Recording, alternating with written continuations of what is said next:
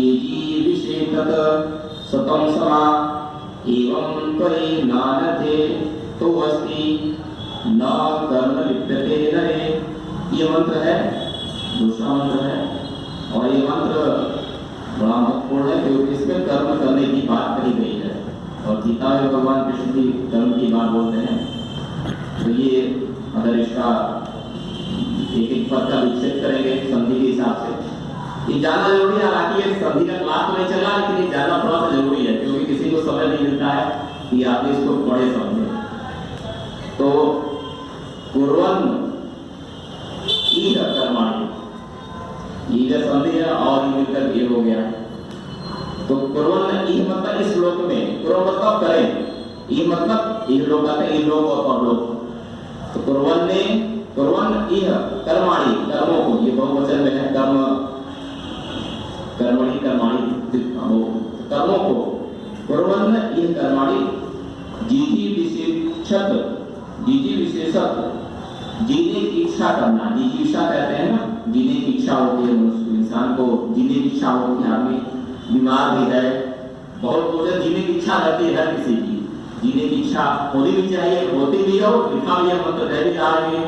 जीजी विशेषत सतम समा, तो जीने की इच्छा करें ये भी देख रहे हैं, चाहिए गलत में आता है।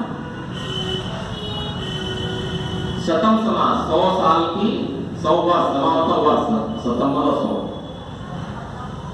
तो इस संसार में कर्म करता हुआ जीने की इच्छा करे, 100 वर्ष तक जीने की इच्छा करे, संसार में कर्मों को करते हुए।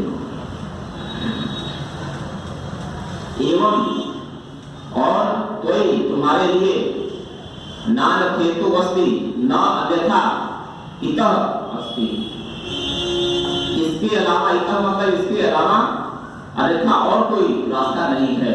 न अन्यथा इतः अस्ति, नान हेतु अस्ति, तो इसके अलावा तुम्हारे लिए और कोई रास्ता नहीं है।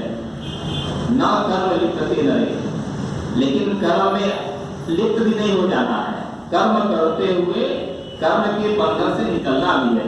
ऐसा नहीं कि कर्म करते हुए उसी में हम डूब भी जाए। कर्म इसीलिए किया जाता है कि हम कर्म के जो बंधन है उससे हम निकले, क्योंकि कर्म करने से बंधन छूटते भी हैं और कर्म करने से आगे बढ़ भी जाता है। अगर कर्म ठीक से नहीं किया गया, अगर ज्ञान युक्त कर्म नहीं किया गया, इसीलिए शुद्ध ज्ञान, शुद्ध कर्म, शुद्ध उपासना की बात विश्वविद्यालय में कही है कि हम कर्म करते हुए भी कर्म के बंधन से हम निकल जाए।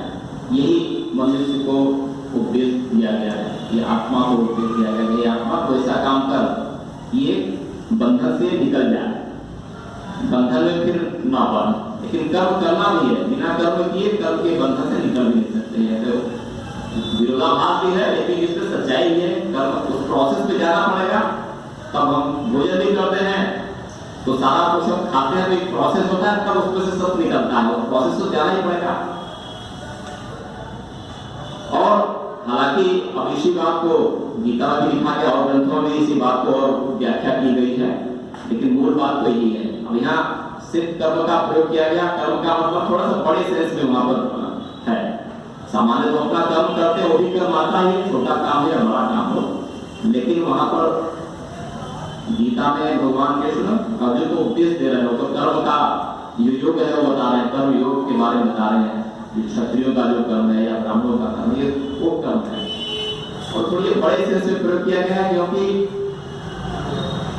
कर्म बहुत बड़ा लक्ष्य लेके चलना चाहिए कि जो शायद पूरा भी ना हो सके, लेकिन हम कर्म करते हैं, कम से कम कर्म करें, यही कोई बात नहीं है। हम कर्म कर रहे हैं, जैसे हम लोग यहाँ पर बैठे हुए, हम लोग क्या कर रहे हैं यहाँ पर, हम लोग अज्ञानता, अविश्वास, अहंकार को मिटाने के लिए भी काम कर रहे हैं, ये किया जा रहा है। अब ये कितना दूर हो रहा है ये तो पता नहीं कि कितना कम हो रहा है, ये हट रहा है नहीं हट रहा, लेकिन हम कम से कम ये कर रहे हैं, ये बड़ी बात है।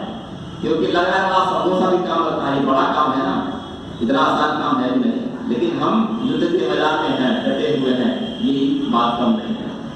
क्योंकि हमको फल की चिंता बहुत ज्यादा नहीं करनी है। हम लोग कर्म कर रहे हैं और ज्ञानता दूर हो रही नहीं हो रही है, विश्वास अंधकार दूर हो रहा है नहीं हो रहा, तो उसकी चिंता नहीं करनी है। और यहीं पर सकाम निष्काम कर्म भी आ जाते हैं। ये सब तो बाद में व्याख्याएं की गई है, और सब शास्त्रों की सकाम कर्म, काम में निष्काम कर्म करना चाहिए। लेकिन सकाम भी होता है, आदमी जब मेहनत कर रहा तो उसका परिणाम भी चाहता है, वो सकाम है, उसी में निष्काम भी कर्म कर लेता है। डॉक्टर है, फीस भी लेता है, आवश्यकता पड़ती है तो बिना पैसे के भी कर देता है, तो वहाँ निष्काम भी हो जाता है। तो शुरुआत तो सकाम से करें, लेकिन धीरे धीरे उसको निष्काम कर्म में बढ़ते चले जाए। सकाम करने रुक जाना है कि हम ये कर रहे हैं तो हमें उसका फल मिलेगी, ऐसा नहीं।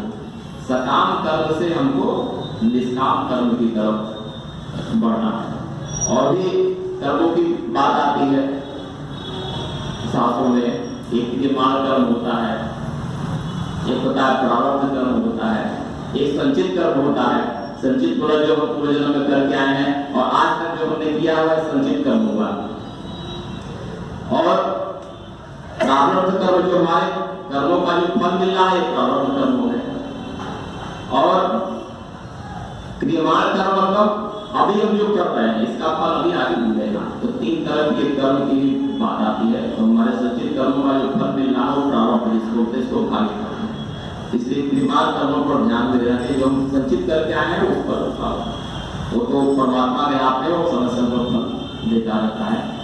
ये सब बातें मिलकर कही जाती है कि कर्म योगी बनना है और अपने कर्मों को करते जाना है, फल की चिंता नहीं करनी है। और यहाँ पर कोई बड़े सेंस नहीं करते कि हमको जो भी हर वर्णों का जो कर्म है वो करें, क्षत्रिय अपना कर्म करे, ब्राह्मण अपना कर्म करे, वेदों में तो शास्त्र से लिखा हुआ है। और आज के सेंस में तो भाई जो भी छोटा बड़ा काम करा उसको सब जोड़ लिया जाता है, वो सभी बातें उसी में है। लेकिन ये फिलहाल जो कृष्ण भगवान कर रहे हैं वो बड़े उद्देश्य के लिए, अधर्मियों को मारना है, अपने घर के लोगों को भी मारना है, रिश्तेदारों को भी मारना है।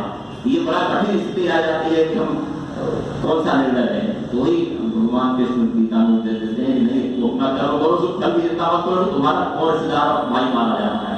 तुम धर्म की चिंता करो, धर्म बच रहा है कि नहीं, अधर्म को मारना है, धर्म को बचना है। फिलहाल